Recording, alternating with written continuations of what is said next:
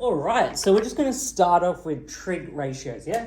So basically you got different types of trig ratios, and looking over those, okay, the outline for this lesson, okay, Zach, and any other students that are there, is to understand how these ratios relate the angles and the side lengths of right angled triangles. Again, how they are relating to one another, but specifically in a right angled triangle. Okay, and essentially you've got to know these three ratios. Okay, and there are sine, cos, and tan. Okay, those three ratios will appear throughout this entire topic. Okay, so do you understand that so far? Great, cool. So let's make a start. Okay, so what was the triangle that we used specifically? Right angle triangle. Yeah, a right angle triangle. Great. So you've got this right angle triangle, assuming this is right angle. Now, this is what we call an angle. Okay. This is also another angle, and we can call that theta. Okay. Now, according to that, that's an alpha, right? Now, according to that angle there, let's work with this angle, which is alpha. Okay. What do we call this side length? This side length. And this side length. Well, one of them's opposite, one of them is adjacent, and the other one's hypotenuse. Well done. So you've got opposite, adjacent, and hypotenuse. Good stuff. Okay. Now, when you go about that, you have to label which one's which. So according to this angle, what would you call? Where do you want to start? Well, the longest side would be the hypotenuse. Great memory. So we'll call that a H. And what do we call this side? Which side? This side, yeah. Would that be the opposite? Well done. And this would be the adjacent. How I remember it, okay, is basically that this side is next to the angle. Do you understand that? Yep. The word adjacent means next to. Okay, so like if you're sitting adjacent, your neighbors are adjacent to you where you live, right? Now, this side, I always imagine it, that's opposite this angle. So imagine you're the angle and you're looking there. That would be considered to be your opposite. Yep. Okay, cool. So now I'm just going to draw another right angle triangle, and I'm going to ask you to have a go at this one, okay? So what's these sides called? Okay, we'll call this theta. Okay, what do we call these three sides? So where do you want to start first? Probably just start with the easiest one, which is the hypotenuse. Yep, cool. And what's that one? This one, this one, or this one? Yep. This one, yep, great. Okay, and what would you classify the second and the third? So what's the second one going to be? Or the third one? Or you can start with the third one. It really depends what you feel like. Second one, in my opinion, would probably be adjacent. Well done. That is the adjacent, and therefore this is the opposite. Okay, so that's your angle, the side that's next to, because adjacent to is that, and then this is looking opposite to this angle. Okay, cool. So we'll move on. Okay. Now after doing that, okay, you've got to know the ratios. So there's specific ratios that are with these right angle triangles. Okay, so let's say this is your triangle here. Okay, so let's say that's your triangle. This is your right angle. Okay, and you've got here theta as your angle. Okay, and you've labeled this as your opposite, your hypotenuse, and your adjacent, right? You've got three trigonometric ratios that you need to work with. Do you remember them, Zach? Well, sine, cos, and tan. Yeah, sine, theta, and you've got cos theta and tan theta. Do you remember the acronym or the thing that goes with this topic? There's an acronym or an abbreviation. Isn't it SACOTOA or something? Yeah, correct, yeah. So, ka, and then you've got toa. Okay, which one represents to sine? So. Yeah, so, well done. And what does the O and the H resemble? The opposite and the adjacent. Well done. So that's Oh, opposite. sorry, hypotenuse, sorry. Yeah, that's all right. Opposite over hypotenuse. And then you've got here, what about cos theta? What's that going to be? A over H. Yeah, so that's adjacent over hypotenuse. Okay, and then what about the next one? O over A. Yeah, well done. And that's what? Opposite over adjacent. Okay? Those are the three trigonometric ratios that you need to know. Okay? Do you understand that so far? Yep. Yeah, great. Okay, let's go with a triangle here. Okay? Now, if I said, for example, how would you write this trigonometric ratio? What you do first, so what I'm going to explain to you how you go about this first before. I'll give you an example and I'll go with this one. First step you're going to do is label the sides. Okay. Okay. So what side would you label this as? The hypotenuse. Well done. And then what about this side? Adjacent. Well done. Okay. Now that you've done that first step, that's great. The second step is to actually write down what you know. Okay. So write down what you know. And what do we know? We know that the adjacent, and we'll write down A is equal to 2, H is equal to 6. Okay, what do you have there? What trigonometric ratios A and H? That would be cos. Yeah, well done. And we look at the acronym, okay? So you write down what you know, and you got CA, and good memory, which is cos theta. So then the third step is write the rule or the ratio. That's step number 3, writing down the ratio or the rule, which is cos theta equals A over H. What do you think the fourth step's going to be? Hang on, give me a second. I'm just writing this down. Yeah, that's fine. What do you think step number 4 is going to be? Step number 4 would probably be substitute. Well done, great memory. Okay, so that's going to be substitute. So you've got cos theta is equal to A over H. We're looking at what we know, the know section. You've got A is 2 and H is 6. And that's literally your trigonometric ratio. Okay?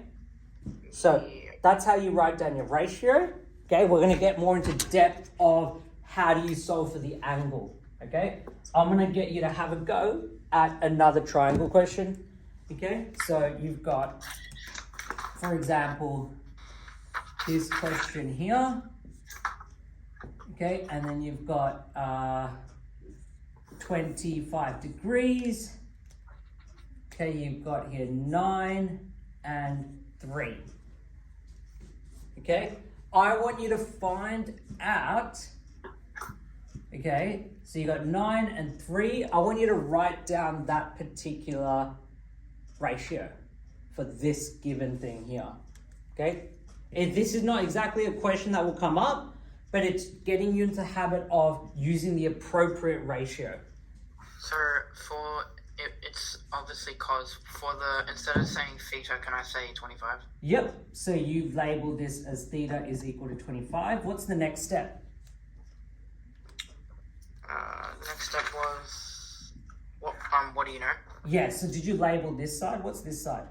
Hypotenuse. Hypotenuse. And what's this side? Opposite. Okay, great. Cool, so what do you have? You have a sine. There you go. So initially you did say cos, but it's okay. It's just, that's why we do this first step. Yeah? So our first step is label, which we've done. The second step is writing down what you know. Okay, we've got we've got O is equal to 3, H is equal to 9, theta is equal to 25 degrees. Third step is formula, O and H, which is solve. Fourth step is to substitute into the formula. So what do we have? Sine theta is equal to O over H. Sine 25 degrees is equal to 3 over 9. This is just to get you into the habit of writing and choosing the right formula. Now, I'm going to get you into the habit of, and what I'm going to do is I'm going to explain to you the next particular part. Wait, so you know how it equals 3 over 9? Can you simplify that to 1 over 3? Yeah, you could. You could simplify that and be 1 over 3. Okay? Yep. That may not be the correct answer here, but I'm going to show you what's going to happen next, where we'll go to next. Okay, so this was just to get you into the habit of using the right ratio, trigonometric ratio. Okay, so let's say, for example, okay, you need to find out this. So let's just go back to. So let's go back to. Okay, cool. So let's say, for example, you got this triangle. Okay. Now, in this triangle, you've got 30 degrees, and you've got 4 centimeters and 7 centimeters. All right. Now, actually, instead of that 4, I'm going to use an X. Now, you need to find out the unknown. Okay. What is the unknown here? X. X. Well done. So, what's the first step? Label. Label. Great. So let's label. What's the 7 representing as? H. Well done. That's H. What does X represent as? A. A. Okay, so you're noticing that is an adjacent, and this is going to be your theta. Okay, so labeling is done. Second step, write down what you know. Okay, what do you know?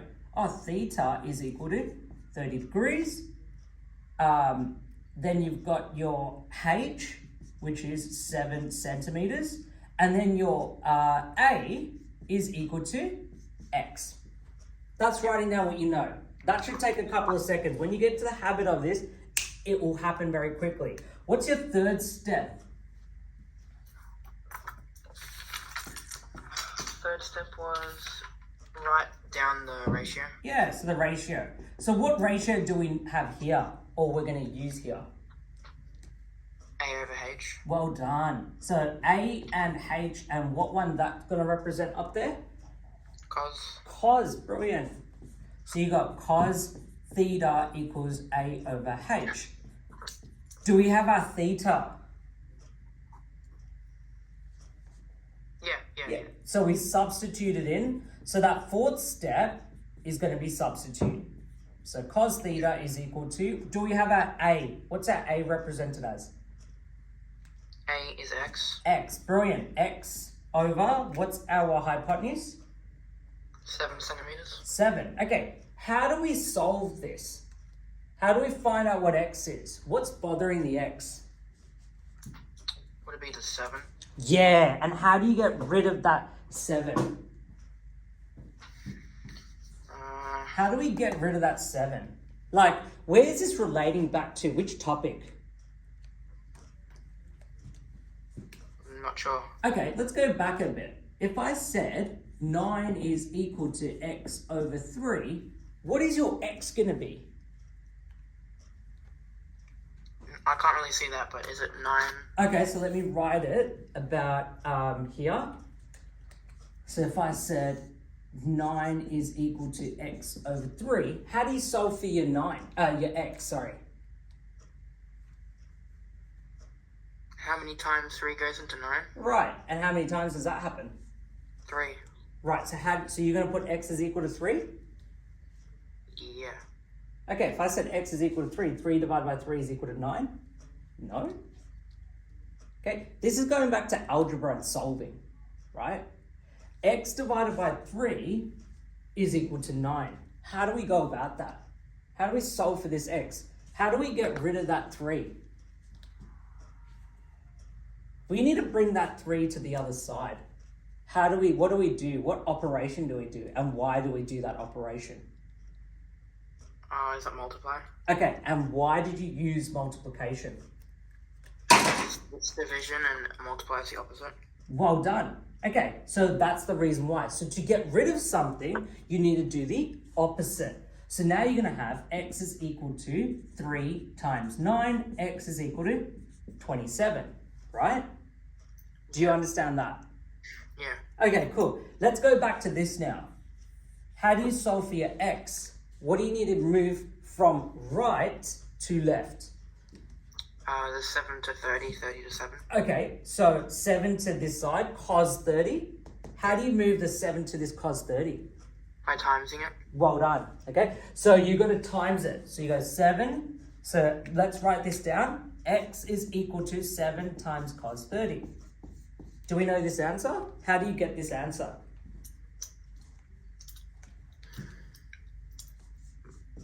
You just get a calculator, type that in, and you'll get a number.